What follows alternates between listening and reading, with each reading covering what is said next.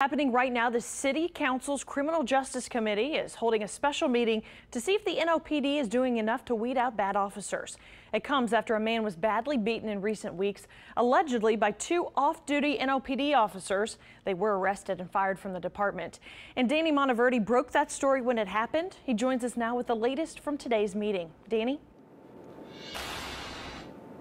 Good afternoon, Leslie. That's right. The meeting continues here inside of the City Hall right now. The City Council wants to know, is there enough being done to keep problem officers off the streets of New Orleans? Now, this all stemmed from a fight that two rookie officers got into just a few weeks ago outside of a mid-city bar. In that incident, back on July 24th, now fired officers John Galman and Spencer Sutton are accused of viciously attacking a man named George Gomez. He says that they questioned him in the bar about his military service and if he was from America. Now, that again led to the officers being fired. They were eventually booked with simple battery, and several of those questions are several of those happenings are what led City Council President Jason Williams to call this meeting today, again wanting to know if these officers were problems in the past, if they had problems with their background checks, and if there's enough being done to get problem officers off of the streets before anything happens. He said he compared a lot of what police officers do to airline pilots who have to deal with the public, have to keep them safe, and he said any actions with NOPD,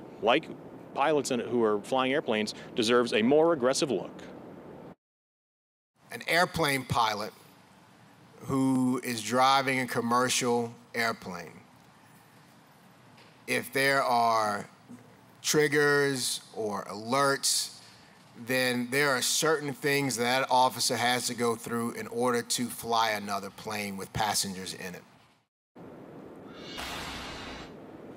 Now, for the NOPD's part, Chief Harrison says that in the background check for these two officers, he said there were no red flags that would have led them to be disqualified from the hiring process, but we did learn that one of those officers, John Galman, had two recent complaints against him. It was two complaints actually within 30 days.